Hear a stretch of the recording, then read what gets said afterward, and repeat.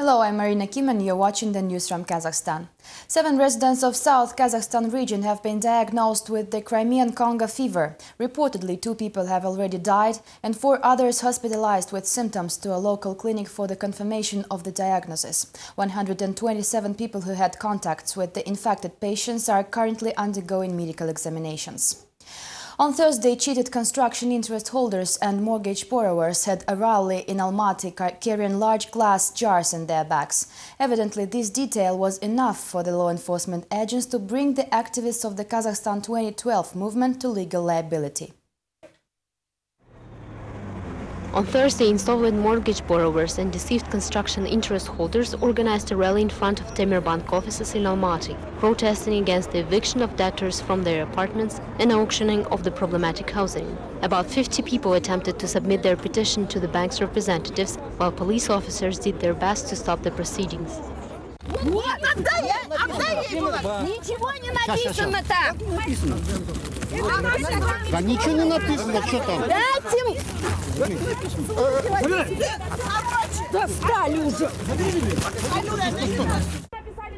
A half an hour later, the desperate activists of the Kazakhstan 2012 movement were met by the bank's representatives, who wanted to engage in negotiations with the crowd. In the end, though, they had to accept the petition right there at the office entrance.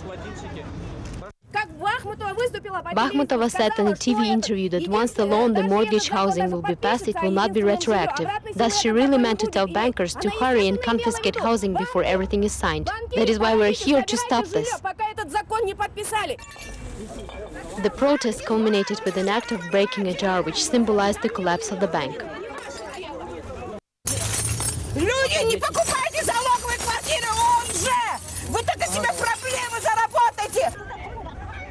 The police was not able to arrest the action's organizer Bulat Anetov, as the crowd protected him.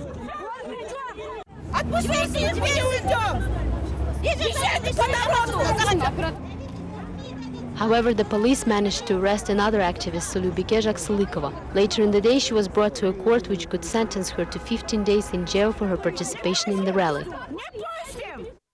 Meanwhile, the employees of the Pavlodar wine distillery also went on strike as they have not been receiving their salaries for the last 15 months.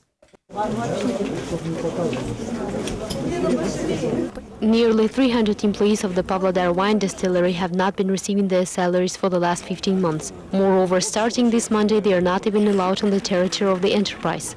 The company's salary debts are enormous. Consequently, no tax payments or pension deductions are made. We're barely making our living. Luckily, some of us have working wives, but how are we supposed to provide for our children?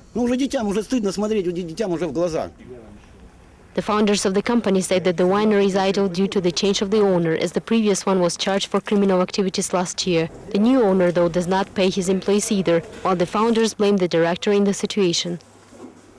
161 миллионов кредитор задолженности.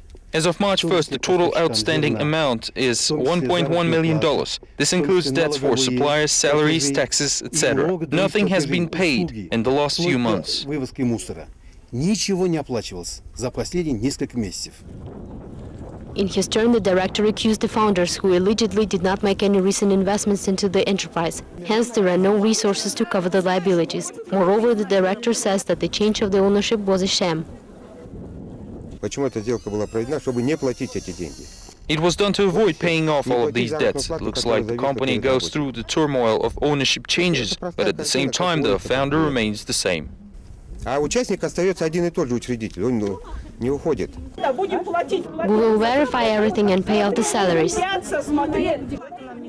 The employees were given promises to relaunch the production and finally be repaid for the last 15 months. Meanwhile, the Labor Department refuses to comment on the situation, waiting for the company to sort out the ownership matter first.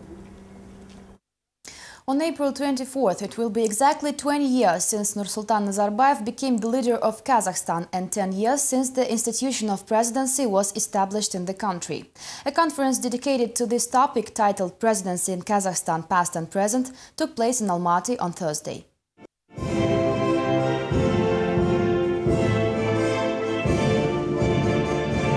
Well-known well-known politicians, lawyers and constitution developers gathered together on Thursday in the Great Hall of the Reception House to discuss the concept of the presidency. Apparently, all of the recent successes of Kazakhstan are linked directly to the person of Nursultan Nazarbayev, while his rule is recognized as the most suitable for the country. It seems that the president is viewed by all of the participants of the meeting as virtually the sole constant that matters for the development of the country, unlike the people who live in it.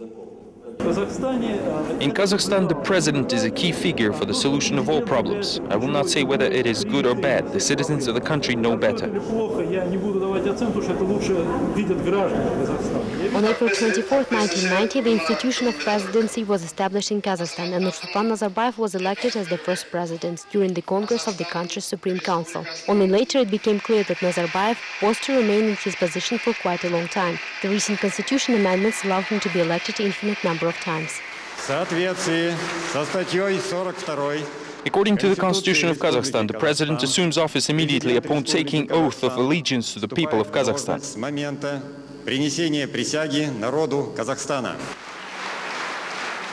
In the 2005 elections, Nazarbayev scored a victory with more than 90% of all votes, a number reasonable for an authoritarian state, not a country practicing the democracy. I'm deeply touched by the trust of the people of Kazakhstan who elected me as the president again. These feelings are amplified many times by the highest evaluation of my work, as is evidenced from the election results.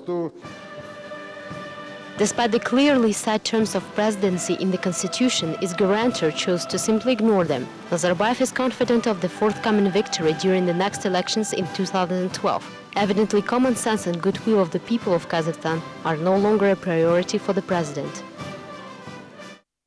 Where to draw the line between an insult and the freedom of expression, and why the trial of Mukhtar Jakishev was held behind closed doors. These issues were raised during the recent Almaty forum, the judiciary and mass media, which allowed two often confronting sides engage in peaceful talks. I really want to set up a connection, especially since I'm interested in the article being objective. Unfortunately, my experience shows that judges always reject direct communication.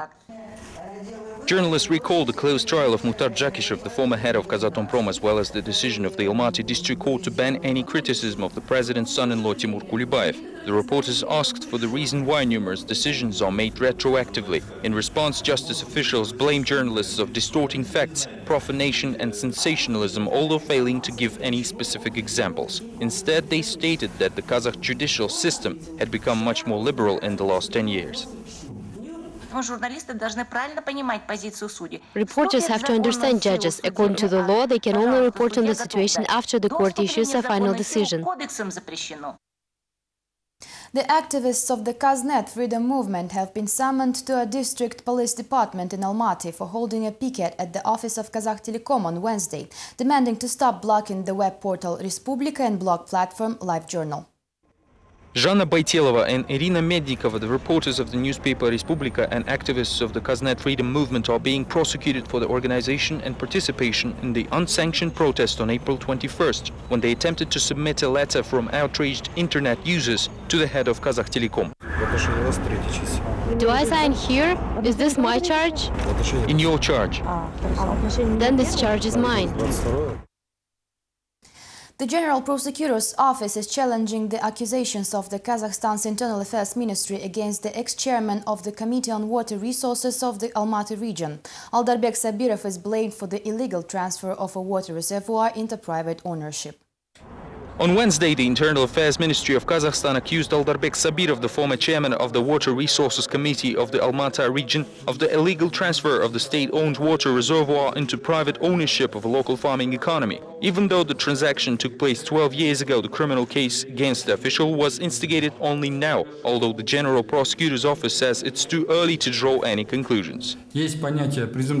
As of now, we cannot state that Sabirov is responsible due to the presumption of innocence. The ongoing investigation and subsequent trial will draw the line.